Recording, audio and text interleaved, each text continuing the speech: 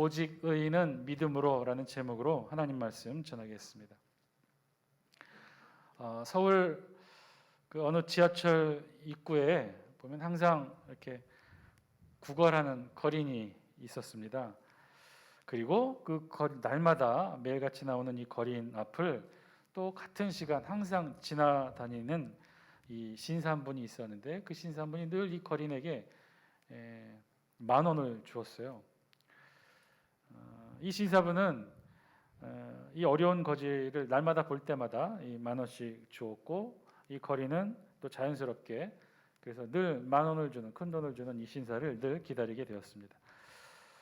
그러다 어느 날부터인가 이 거린이 이렇게 보니까 돈의 액수가 신사가 주는 이 돈의 액수가 점점 줄어든다는 거죠. 거지는 뭔가 좀 이상하다는 생각이 들었어요. 그래서 그래도 좀 참고 인내했는데, 그러다가 어느 날 같은 시간에 나타난 이 신사분에게 염치불구하고 이렇게 이 거린이 물었답니다. 선생님, 잠깐만요. 아니, 재작년까지는 늘 10,000원씩 주시지 않았습니까?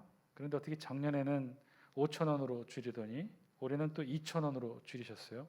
대체 이유가 뭔가요? 그러자 그 신사와 이렇게 말합니다. 전에는 내가 총각이었으니 여유가 있어서 10,000원을 드렸죠. 하지만 작년에 결혼을 해서 5,000원으로 줄였고요. 그리고 올해는 예쁜 아기가 태어나서 부득불 2,000원으로 줄인 것입니다. 그러자 이 거린이 어이가 없다는 표정으로 이렇게 말했습니다. 아니, 이 신사 양반 어찌 내 돈으로 가족을 부양한단 말입니까? 이 거린의 사고방식 듣고 보면 묘하게 설득되는 면이 없잖아 있죠. 신사는 이 거지에게 10,000원씩 주다가 5,000원, 2,000원으로 줄였던 것도 사실이고, 이 거지는 신사에게 10,000원씩 받다가 5,000원, 2,000원으로 그 액수가 준 것도 사실이죠. 거지의 입장과 관점에서 보면 신사가 거지에게 준 돈이 줄어든 것 사실입니다. 그러니 거지는 신사가 자기에게 줄 돈으로 자기 가족을, 신사의 가족을 부양하고 있다고 비난하게 된 것이죠. 근데 왜 이런 사고를 하게 된 것일까요?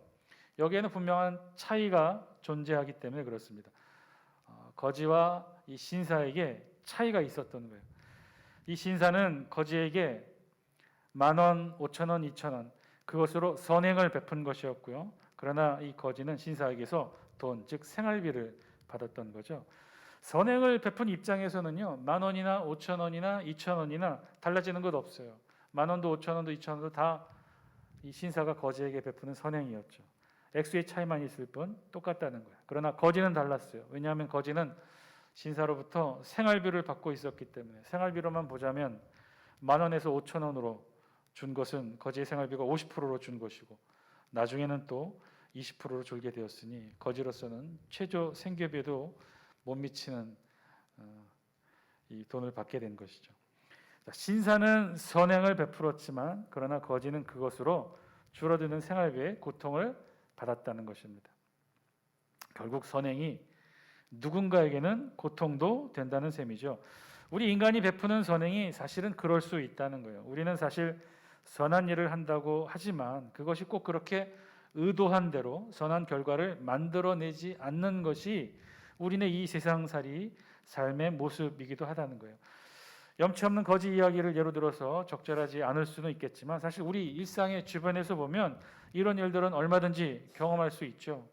우리도 그런 경험이 있지 않습니까? 선을 행한다고 했는데, 좋은 일을 한다고 했는데 때로는 그것이 누군가에는 선의의 피해로 상처가 되고 아픔이 되고, 누군가에게는 전혀 도움이 되지 않는 그런 경우들이 있죠. 돕는다고 도왔는데 그 사소한 도움이 누군가에게는 상처가 되고 자존심을 상하게 하는 일이 된다는 거예요. 나는 나름 배려를 했는데 그 배려가 그만 상대의 아픈 곳을 건드리기도 하죠. 나는 도와주려고 했는데 그것이 그만 상대를 더 힘들게 어렵게 일을 만드는 경우도 있지 않습니까? 왜 그럴까요? 왜 우리는 선을 행하고도 선으로 대접받지 못하게 되는 것일까?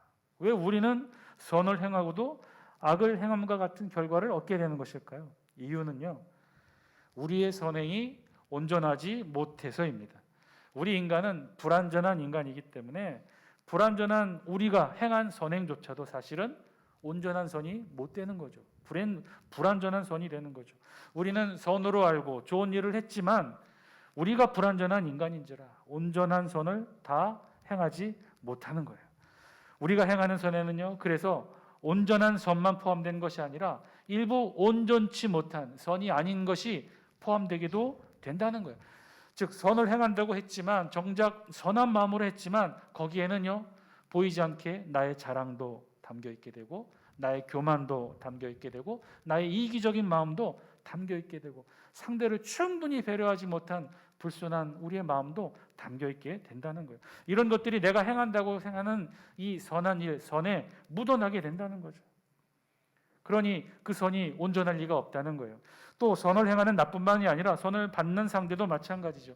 상대도 온전하지 못한 인간이니 상대가 베푼 선을 다 선이라고 의심 없이 받지는 못한다는 거예요. 우리가 아무리 선을 행한다 해도 그것이 온전한 선이 되지 못할 뿐더러 그나마도 상대가 온전하게 진실하게 다 받아주지도 못한다는 거예요. 그러니 우리 인간은 절대로 온전한 선을 행할 수도 온전한 선을 받을 수도 없는 그런 존재인 것입니다. 그런 이유로요, 우리 기독교에서는요, 선을 행해서 구원을 이루라고는 절대로 가르치지 않아요. 왜냐하면 우리는 절대로 우리 스스로를 구원에 이르게 할 만한 선한 일을 행할 능력이 없기 때문으로 보기 때문에 그래요. 그러나 이 세상에서는요, 그 사실을 제대로 알지 못하는 이들이 너무나 많이 있는 것 같아요. 이 세상에는 상당히 많은 사람들이 의로운 삶, 온전한 삶, 바람직한 삶을 살기를 정말 간절히 소망해요. 어쩌면 모든 사람들이 이 삶을 이상적인 삶으로 생각하는지도 모르겠어요. 실제로도 그렇지 않습니까? 불의한 방법으로 편하게 살기보다는 비록 가난하게 살지라도 의롭게 살겠다는 생각을 많은 사람들이 하고 있어요. 심지어 이런 의를 위해, 옳은 일을 위해 자신의 몸을 불사르는 일들도 우리 심심치 않게 보지요. 자신의 일생 전체를 선한 일을 위해 희생해 온 사람들도 있어요. 심지어 선한 일을 하기 위해, 의로운 옳은 일을 하기 위해 자신의 목숨을 바쳐가면서 헌신하는 사람들도 있다는 거예요. 누군가의 생명을 구하기 위해 자신의 목숨을 바쳐가며 헌신한 이 세상이 말하는 의인도 있다는 거예요. 그러면 그들을 어떻다 종교적으로 평가할 생각은 없어요. 그러나 한 가지 질문을 해보자는 거예요. 만약에 그렇다면, 그런 이들이 있다면 정말 자신의 노력으로 최선을 다해 선한 목적으로 누군가를 살리기 위해 자신의 목숨까지 바쳐가며 희생한 사람이 있다 칩시다. 그럼 그 사람은 구원받을까요? 그곳으로 천국 갈 수 있을까요? 여기에는 우리 자신 있게 답할 수 없어요. 왜냐하면 이건 또 다른 문제이기 때문에. 그가 선을 행하고 최선을 다하고 불완전한 인간이지만 그 상황에서도 좋은 일, 선한 일 한 것은 불완전한 인간으로서 높이 평가할 만한 일이겠지만 그것이 곧 구원과 직결이 되고 우리 스스로를 하나님 앞에 선한 모습으로 만들어주느냐? 절대 그렇지 않기 때문에 그래요. 왜? 우리 인간은 스스로를 의인으로, 구원으로, 선으로 이룰 수 없는 존재이기 때문에 그렇다는 거예요. 우리 불완전한 인간이 우리가 목숨을 바치고 최선을 다하고 일평생 헌신을 하면 우리 스스로 의를 이루고 구원을 이룰 수 없기 때문에 그래요. 똑같은 고민을요, 오늘 우리 본문 로마서의 기록자 바울과 로마 교회의 성도들도 했었어요. 오늘 우리가 읽고 있는 이 본문 로마서의 말씀인데요, 우리 지난 시간에도 말씀드렸지만 로마서의 저자 바울은요, 이 고린도에 머무른 3개월 동안 이 로마서를 기록합니다. 즉, 이 바울은 이 3차 전도 여행 시에 고린도에 머물면서 이 로마서를 기록했어요. 그래서 그 사실은 이 로마서를 기록할 당시 바울은 한 번도 로마를 가보지 못했어요. 로마 교회를 방문해 보지도 못했고 로마 교회 성도들 한 번도 만나본 적이 없어요. 그래서 바울은 구절을 통해 뭐라고 이야기하냐면 항상 내 기도에 쉬지 않고 너희를 말하며, 바울은 항상 로마 교회를 위해 기도했다고 그랬어요. 근데 어떤 걸 기도했느냐? 무엇을 기도했느냐? 10절 함께 읽습니다. 시작.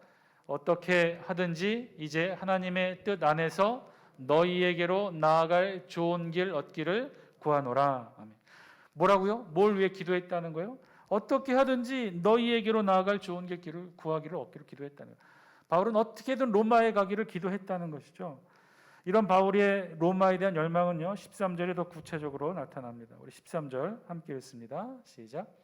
형제들아, 내가 여러 번 너희에게 가고자 한 것을 너희가 모르기를 원하지 아니하노니 이는 너희 중에서도 다른 이방인 중에서와 같이 열매를 맺게 하려 함이로되 지금까지 길이 막혔도다. 절절한 바울의 로마에 대한 열망을 우리 13절은 이렇게 기록해요. 내가 여러 번 너희에게 가고자 한 것을 너희가 알 것이다. 너희가 모르지 않기를 원한다. 여러 번이었다는 거예요. 바울은 3차 바울 전도 여행 중 고린도에서 이 로마서를 집필하고 있지만 그 이전에 여러 번 로마로 가기를 원했다는 거예요. 그런데 그 길이 다 하나같이 막혔다는 거예요. 그러면 이 바울은 왜 이렇게 로마를 가고자 했을까요? 그 첫 번째 이유는 당시 로마는 세계 중심이었기 때문에 그렇죠. 모든 길은 다 로마로 통한다고 했어요. 전 세계 모든 나라를 로마가 지배하고 있으니 그 로마 제국의 수도 로마가 복음으로 세워지고 복음이 전파된다면 그 복음은 로마 제국 전체로 순식간에 퍼질 수 있으니 세계 선교 열망을 가지고 있었던 바울에게는 로마가 곧 세계 선교의 로망이었죠. 로마가 복음화된다면 로마 지배하에 있었던 전 세계 모든 도시가 복음을 전할 수 있는 절호의 기회가 되니 정말 바울에게는 매력적이었을 것입니다. 그러나 이것은요, 사실 바울의 로마에 대한 열정의 첫 번째 이유에 불과해요. 진짜 중요한 두 번째 이유는 따로 있었어요. 바울이 로마의 복음을 전하고 싶었던 진짜 이유, 11절 우리 영상을 통해 함께 읽습니다. 시작. 내가 너희 보기를 간절히 원하는 것은 어떤 신령한 은사를 너희에게 나누어 주어 너희를 견고하게 하려 함이니. 아멘. 두 번째 이유, 바울이 로마를 가기를 그렇게 원했던 두 번째 이유는요, 바로 11절에 있는 말씀대로 신령한 은사를 나누어 주기를 원했다는 거예요. 바울은 자신이 하늘로부터 받은 이 신령한 은사를 로마 교회 성도들에게 나누어 주고 싶었다는 거예요. 신령한 은사, 신령하다는 것은 여기서 영적인 것을 말해요. 육적인 것과는 구별되는 어떤 영적인 특별한 것. 근데 그것을 은사라고 표현했으니 은혜로 값없이 주어지는 하늘로부터 내려오는 선물인 것이죠. 신령한 은사란 영적인 선물을 의미해요. 바울이 그런 영적인 선물을 받았는데 그것을 로마 교회 성도에게 나누어 주고 싶다는 거예요. 그러면 그 영적인 선물이 무엇인가? 바울은 이것을 설명합니다. 14절 복음의 주제를 들어 설명해요. 14절에 보면 내가 빚진 자라고 표현해요. 복음에 대해서 바울은 빚진 자라고 표현을 해요. 즉 나는 복음의 빚진 자라는 거죠. 바울이 받았던 이 복음은 결국 갚아야 될 빚이었었고 그래서 그 빚을 로마의 교회에 있는 성도들에게 갚고 싶었다고 그랬어요. 15절 우리 영상을 통해 함께 읽겠습니다. 시작. 그러므로 나는 할 수 있는 대로 로마에 있는 너희에게도 복음 전하기를 원하노라. 아멘. 그런데 읽고 보니까 조금 사실은 이상하다고 느껴지지 않습니까? 왜 바울은 로마에 있는 너희에게도 복음 전하기를 원한다고 말했던 것일까요? 우리가 알고 있는 대로 로마에는 이미 교회가 있었죠. 로마에는 이미 성도들이 있었습니다. 그래서 바울이 나중에 한참 뒤에 로마를 갔을 때 원래 로마에 있었던 교회 성도들이 나와 바울을 맞이했다고 했잖아요. 이미 이 로마에는 이미 복음이 전해져 있던 것이죠. 그래서 로마에는 이미 기독교 교회가 세워졌고 성도들이 존재해 있었어요. 그럼에도 불구하고 바울은 또다시 로마에 복음 전하기를 원한다고 했었죠. 왜 이렇게 말했던 것일까? 사실은 이 이유가 바울의 두 번째 로마에 대한 선교 열정의 진짜 이유이기도 합니다. 바울은요, 진짜로 로마에 가기를 원했어요. 그 이유는 믿지 않는 다른 이방 지역에서 복음을 전하려는 열정과는 전혀 다른 차원의 열정이 이 바울의 로마에 대한 열정이었어요. 왜냐? 다른 지역은요, 아예 복음이 들어가지 않는 불신 지역이었어요. 그런 지역에 비해 로마는 달랐어요. 로마는 이미 교회가 존재했고 그 교회는 이미 성도가 있었어요. 그러나 그 로마의 교회에서는요, 특징이 무엇이냐? 사도 바울에 의해 복음이 전해지지 않은 것이었어요. 아니, 사도 바울뿐만 아니라 다른 그 어떤 사도에 의해서도 복음이 전해진 곳이 아니었다는 거예요. 그러면 로마에는 복음이 어떻게 전해졌느냐? 학자들의 연구에 의하면 그야말로 자생적으로 생겨난 복음의 결과가 로마 교회를 이루었다라고 기록해요. 이게 무슨 말이냐? 초기 예루살렘에 있었던 커다란 사건이 있었어요. 사도행전 2장에 보면 마가의 다락방에 예수님의 제자들이 모여서 기도하고 있었어요. 왜 그랬느냐면 방금 전에 이 마가의 다락방에 모인 예수님의 제자들은 예수님의 부활 승천을 목격했어요. 그리고 예수님의 명령대로 마가의 다락방에 함께 모여 기도하고 있었어요. 그리고 기다렸어요. 누구를 기다렸어요? 예수님이 보내주시겠다 약속하신 보혜사 성령을 기다리고 있었어요. 마가의 다락방에 모인 이들은 그 보혜사 성령 강림을 위해 기도했고 드디어 이 마가의 다락방에 성령 강림이 임합니다. 그 성령 강림이 임했던 마가의 다락방의 이 사건이 당시 예루살렘 모든 이들에게 떠들썩하게 알려졌던 커다란 사건이 되었다는 거예요. 왜냐하면 당시는 명절이었고 디아스포라 전 세계 모든 유대인들이 예루살렘 이 성전 안에 몰려 있었어요. 그 와중에 마가의 다락방 성령 강림 사건이 일어난 거예요. 우리 사도행전 2장 5절에 보면 그 사건을 아주 자세하게 이렇게 기록해요. 그 사건, 마가의 다락방의 모든 이들에게 성령이 임하면서 어떤 특이한 현상이 나타났는데 그 현상이 뭐냐면 방언을 하게 돼요. 그런데 마가의 다락방에 모였던 이들이 했던 방언은 우리가 알고 있는 인간은 알아들을 수 없는 천사의 방언이 아니라 특별한 방언이었어요. 7절, 8절 우리 사도행전 2장 7절, 8절 우리 영상을 통해 함께 읽겠습니다. 시작. 다 놀라 신기하게 여겨 이르되 보라 이 말하는 사람들이 다 갈릴리 사람이 아니냐 우리가 우리 각 사람이 난 곳 방언으로 듣게 되는 것이 어찌 됨이냐. 사도행전 2장에 임했던 성령 강림 사건과 함께 동반했던 방언은 특별한 방언이었어요. 어떤 특별한 방언이냐? 오늘 성경에 의하면 우리 각 사람이 난 곳으로 방언으로 듣게 됐다고 그랬어요. 여기서 각 사람은 전 세계 디아스포라 유대인들이에요. 자신의 나라, 태어난 나라, 모국어라고 자신이 태어나서 알게 됐던 그 땅의 언어로 이 방언을 듣게 됐다는 거예요.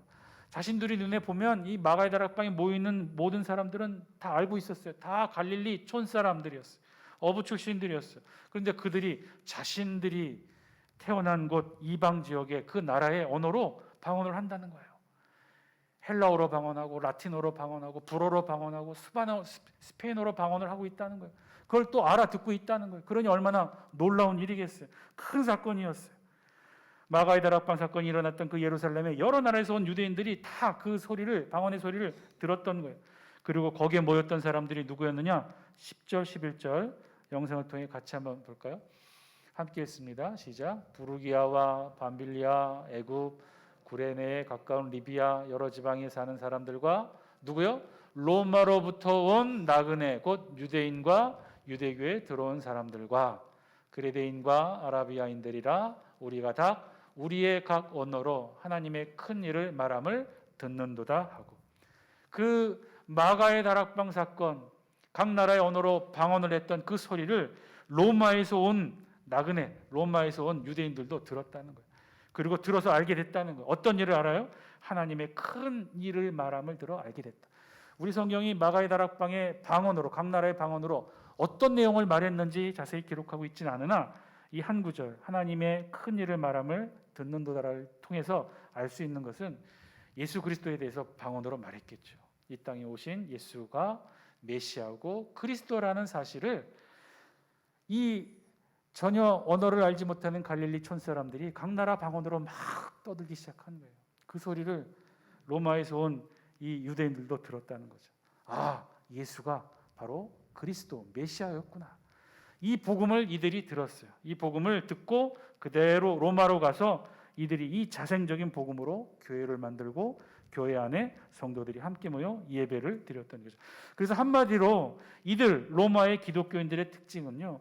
사도에 의해 체계적인 교육을 한 번도 받아보지 못한 이들이었어요. 왜냐? 마가의 다락방 사건 이후부터 사도들이 복음을 전하기 시작했는데 마가의 다락방에서 그 원형의 복음을 로마 기독교인들이 들었으니 이들은 전혀 사도들의 교육을 받지 못했던 거죠.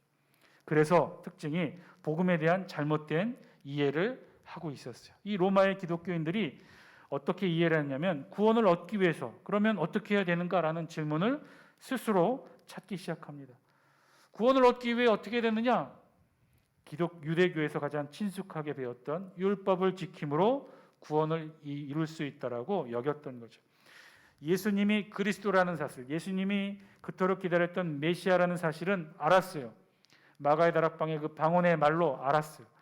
유대교에서 그토록 기다렸던 예수가 메시아였다는 그 놀라운 사실은 알았어요. 그래서 이 복음은 저들의 마음 가슴 위에 영혼 가운데 새겨졌어요. 그런데 이 예수를 통한 구원을 이루는 방법으로 무엇을 해야 하는가라는 질문에는 답을 알지 못했던 거죠. 그래서 아주 친숙하게 유대교에서 답을 찾아요. 그것은 율법이었어요. 600여 가지가 넘는 율법을 지킴으로 구원을 얻을 수 있다라고 이들은 생각한 거죠. 그런 로마 교회 성도들에게 지금 바울은 자신이 알고 있는 가장 신령한 은사, 소중한 영적 선물을 로마서 서신을 통해 전달합니다. 그것은 17절 한 구절에 딱 집약이 되어 있어요. 우리 17절 영상을 통해 함께 했습니다. 시작. 복음에는 하나님의 의가 나타나서 믿음으로 믿음에 이르게 하나니 기록된 바 오직 의인은 믿음으로 말미암아 살리라 함과 같으니라. 아멘. 바울은 자신이 알고 있는 가장 중요한 교리, 오늘 바울의 표현에 의하면 신령한 은사, 이 가장 중요한 복음의 핵심 교리를 17절에 이렇게 말해요. 오직 의인은 믿음으로 말미암아 살리라. 의인은 믿음으로 이루어진다는 거예요. 구원은 믿음으로 이루어진다는 거예요. 아마도 바울의 이 로마서 서신의 말씀을 로마에 있는 교인들이 접해서 읽었을 때 로마의 교회 성도들은 바로 이 17절 말씀을 읽는 순간 까무러치게 놀랐을 거예요. 뭐라고? 의인은 믿음으로 산다고? 의인은 율법으로 완성되는 것이 아니야? 수천 년 유대인들에게 주어졌던 그 율법의 말씀으로 의인으로 가는 길이 있었던 것 아니야? 그 율법을 지킴으로 구원을 이루고 의인된 삶을 완성할 수 있었던 것 아니었어? 바울의 선포의 말씀은 그것이 아니라는 거예요. 그것을 부정하는 거예요. 절대로 그럴 수 없다는 거예요. 의인은 오직 믿음으로 말미암아 살 수 있었다는 거예요. 바울이 말하는 복음에는 하나님의 의가 나타난다고 했어요. 여기서 말하는 하나님의 의는 하나님 앞에 선 인간의 모습이에요. 여러분, 죄인인 인간이 하나님 앞에 설 수 있을까요? 죄 때문에, 스스로 지은 죄 때문에 하나님 앞에 인간은 설 수가 없어요. 하나님 앞에 우리 인간이 바르게 서기 위해서는요, 우리 인간의 죄를 가리워줄 그 무언가 대성물이 필요했어요. 하나님은 그 대성물로 이 땅에 예수 그리스도를 보내주셨죠. 그래서 우리 인간은 하나님 앞에 대성물인 예수 그리스도를 중간에 두고 하나님 앞에 바로 설 수가 있게 됐어요. 우리의 죄의 문제가 해결되지 아니하고는 절대로 하나님 앞에 인간은 올바른 관계를 설 수 없었는데, 그 유일한 방법은 우리 앞에 우리와 하나님 사이에 대성물 예수 그리스도를 세워주시는 거예요. 그 그리스도의 희생을 통해 그 예수 그리스도를 믿는 모든 자들은 하나님 앞에 바르게 설 수 있었던 거예요. 하나님 앞에 바르게 설 수 있었던 우리를 하나님은 비로소 뭐라고 말씀하시는 거예요? 의롭다, 구원을 얻을 수 있었다라고 말씀해 주신 거예요. 본문에서 말씀하셨는 이 하나님의 의는 그래서 절대로 율법에 의한 칭의가 아니었어요. 율법의 행위로는 단 한 사람도 의롭다함을 얻지 못하기 때문에 오직 율법의 역할은 죄를 깨닫게 하는 기능밖에 없었다는 거예요. 그래서 오직 인간이 하나님 앞에서 의롭다함을 칭할 수 있는 유일한 길은요, 율법이 아니에요. 우리의 공로가 아니에요. 우리의 선함도 아니고 우리의 능력도 아니에요. 오로지 우리의 죄를 대신 가리워줄 대성물 예수 그리스도, 그분이 우리 앞에 계시고 우리가 그분을 믿을 때 하나님은 비로소 예수 그리스도를 통해 우리를 죄를 가리워 오늘 온전히 우리를 보시고 우리에게 의롭다 말씀하신 거죠. 그것이 소위 말하는 이신득이 이시칭의의 교리였어요. 오직 믿음으로만 솔라 피데 의롭다 하심을 얻게 되는 이 사실. 누구든지 복음을 받아들였다면, 주 예수를 믿음으로 영접했다면 이는 이미 의롭다 하심을 받았다는 거예요. 우리가 율법을 지킴으로, 우리가 선한 노력을 함으로 인간의 그 어떤 행위나 조건으로 이루어지는 것이 아니라 오직 의인은 믿음으로, 오직 구원은 믿음으로 이루어진다는 것. 우리가 받은 이 구원은요, 그래서 행위에 근거하지 않고 오직 믿음에 의한 것이라는 거예요.